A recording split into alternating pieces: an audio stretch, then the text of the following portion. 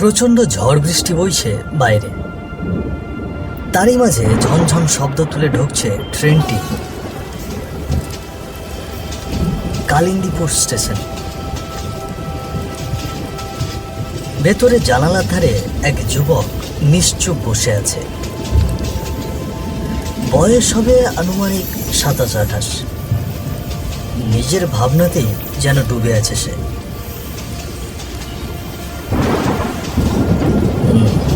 আমার নাম অনিকেত, পেশায় আমি একজন ডাক্তার। গতকালই একটা চিঠি পেয়েছিলাম, খবর এসেছে হঠাৎ আমার মেসো গুরুতর অসুস্থ হয়ে পড়েছে। তাই আজ আমি রওনা দিয়েছি কালিন্দীপুরের উদ্দেশ্যে।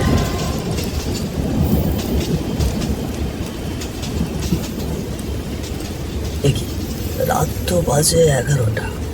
এই সময় পুরো স্টেশন ফাঁকা হয়ে আছে।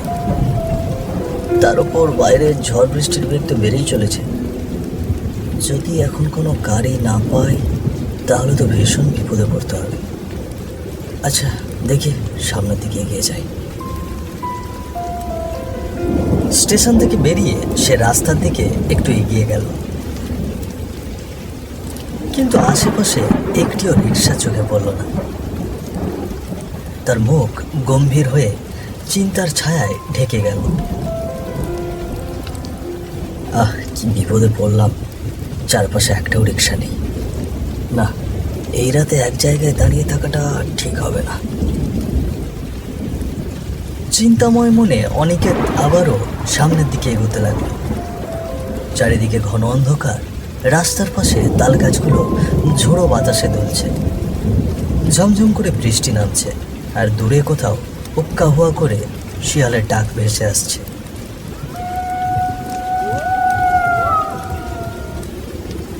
ঠিক তখনই অনিকেতের চোখে পড়ল সামনে থেকে একজন লোক সাদা ধুতি ফতুয়া পরে রিক্সা চালিয়ে তার দিকে এগিয়ে আসছে। অন্ধকারের মাঝে সেই সাদা পোশাক যেন এক অদ্ভুত রহস্যময় পরিবেশ তৈরি করেছিল। মনে হচ্ছে সত্যি একজন রিক্সা চালিয়ে আসছে, কিন্তু তার গায়ে যে সাদা ধুতি ফতুয়া, এই অন্ধকারে তা কেমন যেন অস্বাভাবিক মনে হচ্ছে। যাক, একটু দাঁড়িয়ে থাকি, যদি রিক্সা হয় তবে উঠে পড়ব। কিছুক্ষণের মধ্যে রিক্সাওয়ালাটি অনিকেতের সামনে এসে রিক্সা থামালো। তার ঠোঁটে ফুটে উঠল অদ্ভুত এক রহস্যময় হাসি, যা দেখে অনিকেতের বুকের ভেতর কেমন যেন শীতল স্রোত বয়ে গেল। কি ব্যাপার, আপনি এইভাবে হাসছেন কেন? বাবু, আপনাকে দেখেই হাসিটা বেরিয়ে এলো। এমন ঝড় বৃষ্টিতে ভিজে কাকের মতো দাঁড়িয়ে আছেন। তবে সাবধান, এত রাতে গ্রামের পথে একা হেঁটে বেড়ানো মোটেই ভালো না, আর এমনটি কখনো করবেন না। তোমরা গ্রামের মানুষও বটে, এখনো রাতে গ্রামের পথে চলতে ভয় পাও? আচ্ছা ছাড়ো, আমি পাঁচুর মোড়ে যেতে চাই, আপনি কি যাবেন? উঠে পড়ুন। অনিকেত রিক্সায় উঠে পড়ল। রিক্সাওয়ালা ধীরে ধীরে বৃষ্টির ভেজা পথ ধরে রিক্সা টেনে নিয়ে যেতে লাগল। ঝড়ের তীব্রতা এখন কিছুটা কমেছে, তবে রাস্তা যেন একদম নিঃসঙ্গ শ্মশানের মতো খুঁতখুঁতে নীরবতায় ঢেকে গেছে।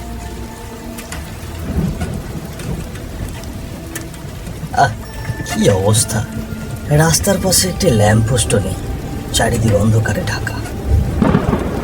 গ্রামের অবস্থা সেই আগের মতোই পুরনো, যেন একদম অজগণ্ড গ্রাম। তার কথায় রিক্সাওয়ালা কোনো উত্তর দিলেন না, চুপচাপ রিক্সা চালিয়ে সামনে এগিয়ে চললেন। রিক্সা চলতে চলতে পৌঁছল রাস্তার পাশে এক ভাঙা বাড়ির সামনে। বাড়িটির দিকে তাকালেই চোখে পড়ে এক বিশাল খোলা জানালা।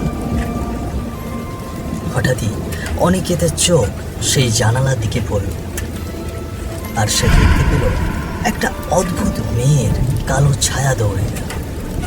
ছায়ার মধ্যে শুধু বড় বড় চুলগুলোই বোঝা যাচ্ছিল। ওই বাড়িতে বুঝি কেউ আছে? আমি যে দেখলাম একটি মেয়ের ছায়া দৌড়ে যেতে। বাবু, একদম চুপ থাকুন, যা বলছি তাই শুনুন, আর কোনো কথা বলবেন না, ওদিকে একদম তাকাবেন না। রিক্সাওয়ালার কথায় অনিকেত একদম চুপ হয়ে গেল। তবে তার চোখ বলছিল সে এখনো সেই মেয়ের ছায়াটির কথাই মনে করছে। ইতিমধ্যে রিক্সা সেই জায়গা ছেড়ে পাঁচুর মোড়ের দিকে এগোতে লাগল। বাবু, কিছু মনে করবেন না, গ্রামের ওই জায়গাটা অভিশপ্ত। কেউ বলে এখানে এক ডাইনি বাস করে, আবার কেউ বলে পেতনি।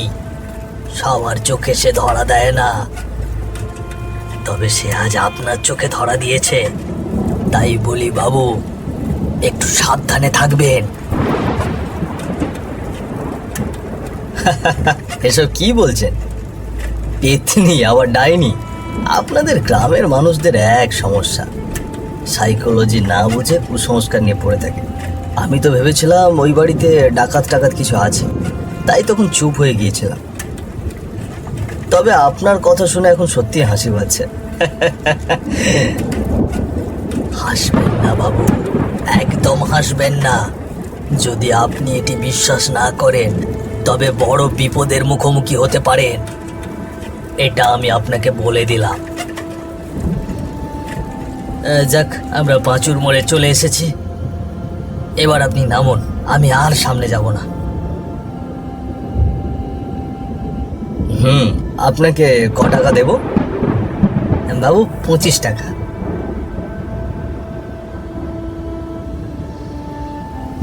রাত আনুমানিক 2টো।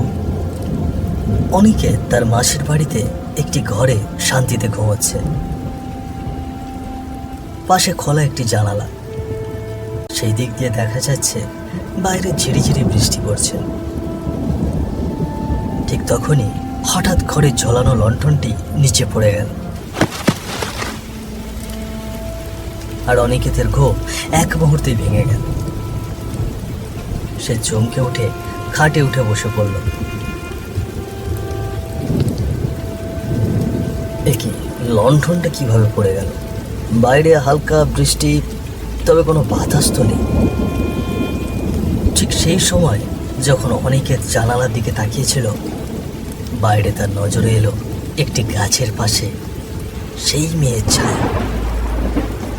ছায়াটি হাত তুলে ইশারা করছে, যেন তাকে ডাকছে। আরে এ কি, এ তো স্পষ্ট সেই মেয়েটার ছায়া। না, আমাকে সত্যিটা জানতেই হবে, কে আমাকে এভাবে ভয় দেখানোর চেষ্টা করছে। এই বলে সে আর এক মুহূর্ত দেরি করলো না। বাড়ি থেকে বেরিয়ে সে গ্রামের রাস্তা ধরে হাঁটতে লাগলো। চোখ তার বারবার ওই মেয়ের ছায়ার খোঁজ করছে, এটি কে? এদিকে রাত 2টো বাজে, সেটি যেন তার মনেই নেই। এখানেই তো দেখলাম, কোথায় গেল মেয়েটি? তবে কি দৌড়ে চলে গেল এখান থেকে? ঠিক সেই সময় রাস্তার সামনে একটি মেয়ের আওয়াজ ভেসে এলো, যেন সে বড় বিপদে পড়েছে। বাঁচাও, আমি বড় বিপদে পড়েছি। এই যে আমি এদিকে আমি। এ কি, ওই তো একটি মেয়ের আওয়াজ পাওয়া যাচ্ছে। না, আওয়াজটা তো সামনের দিক থেকে আসছে। আমার এখনই সেখানে যাওয়া উচিত। অনিকেত আর কিছু না ভেবে দ্রুত সামনের দিকে এগোতে লাগলো। হাঁটতে হাঁটতে সে যে কখন সেই ভাঙা বাড়ির জানালার সামনে এসে পৌঁছলো তার টেরও পায়নি। আমি এখানে এই যে এই বাড়িটির ভিতরে। আমাকে এখান থেকে মুক্ত করো আমাকে। আওয়াজটি শুনে সে একদম ভাঙা বাড়িটির জানালার কাছে চলে গেল। ঠিক সেই সময় পেছন থেকে আরো একটি আওয়াজ শোনা যাচ্ছে। বাবা অনিকে, ওইদিকে যাস না বাবা, তাড়াতাড়ি ফিরে আয় বলছি, এখনই ফিরে আয়। সে এসে গেলে যে আর রক্ষে নেই।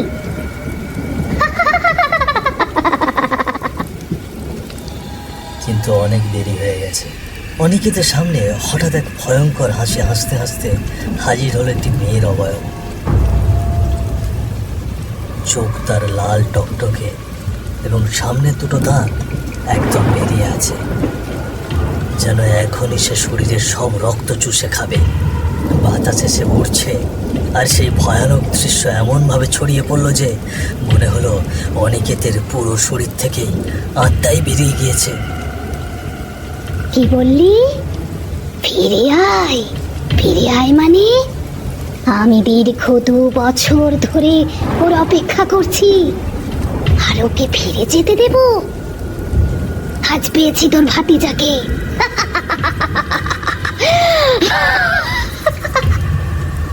আজ পেয়েছি, পেয়েছি।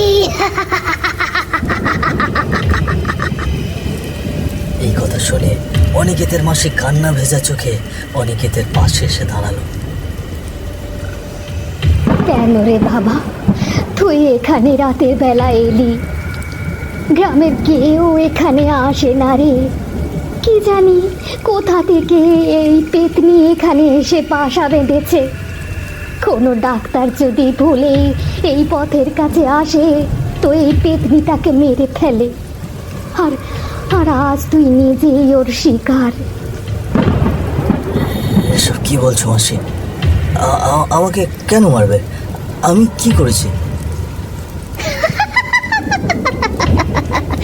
তোর মাসি ঠিকই বলেছে, আজ তুই আমার শিকার, আর আমার মুক্তির কারণও তুই। তোর জন্যই একের পর এক ডাক্তার আমার হাতে মারা গেছে, শুধু তোর অপেক্ষায়। আজ তোকে আমি পেয়েছি, আজ আমার প্রতিশোধ শেষ হবে, শেষ হবে আমার প্রতিশোধ। প্রতিশোধ? অপেক্ষা? এসব কি বলছো? কি করেছি আমি তোমার? কি করেছিস? কি করেছিস তুই? কেন রে, ভুলে গিয়েছিস? আজ থেকে 2 বছর আগের ঘটনা।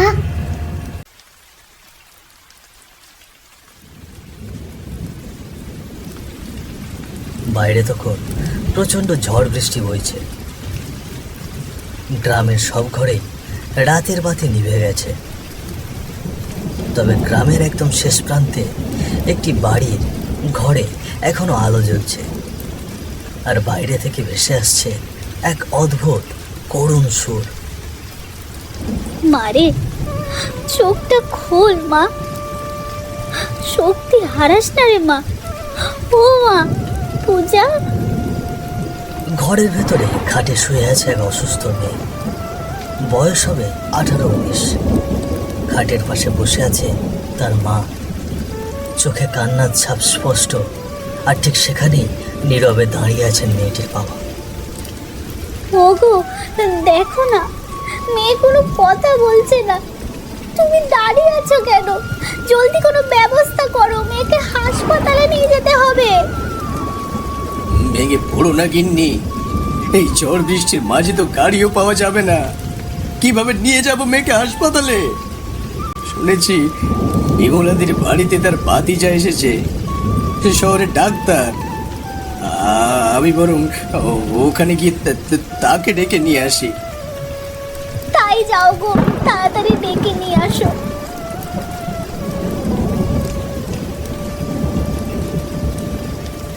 কিছুক্ষণ পরে অসুস্থ মেয়েটির বাবা বিমলাদিকে ও তার সাথে তার ভাতিজা ডাক্তার অনিকেতকে নিয়ে আসলো।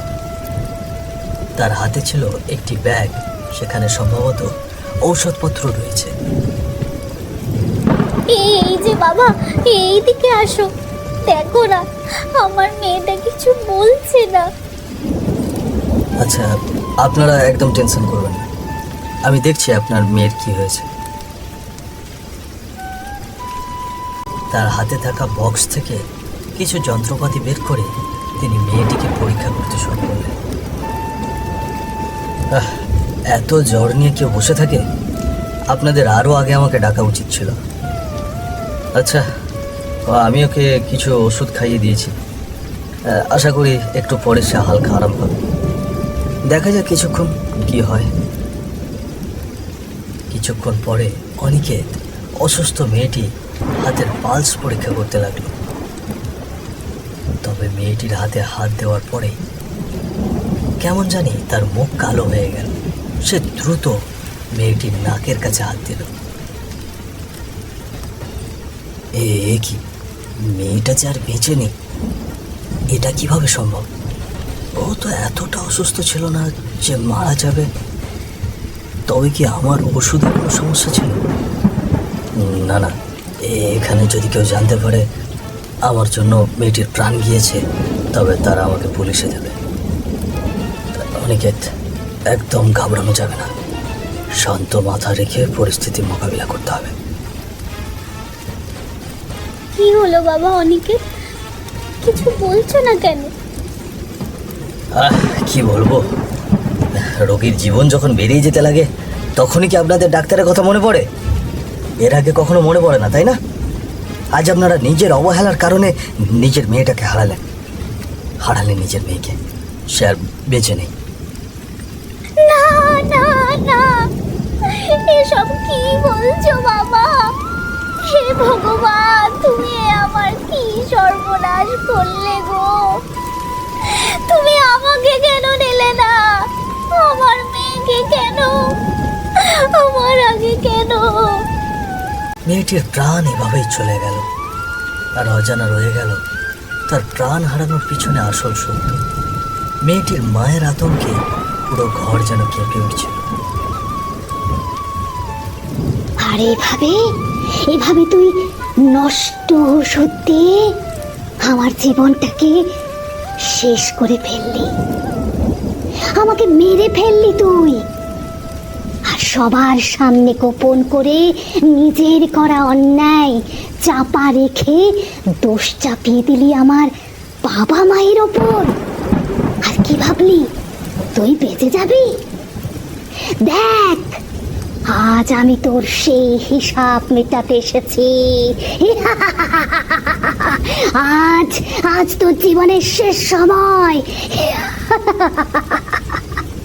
ছি রে বাবা, তুই এত বড় অন্যায় করে সেটি এত বছর ধরে গোপন রেখেছিস।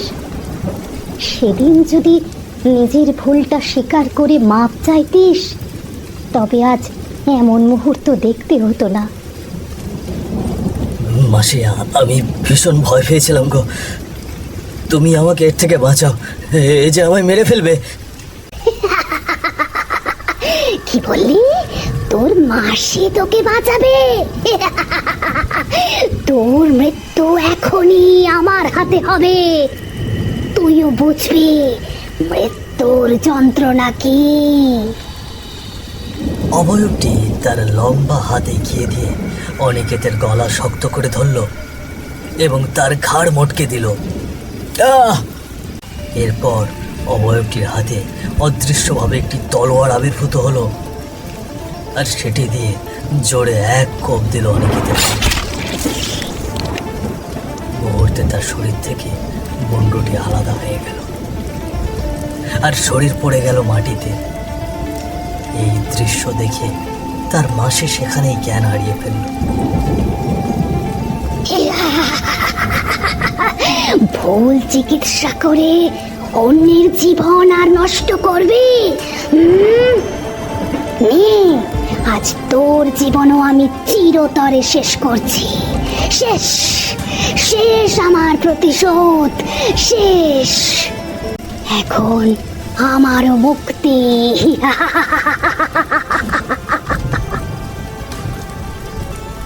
তারপর মেয়েটির অবয়ব হাসতে হাসতে ধোঁয়াশার আভায় আবির্ভূত হয়ে সেখান থেকে অদৃশ্য হয়ে গেল।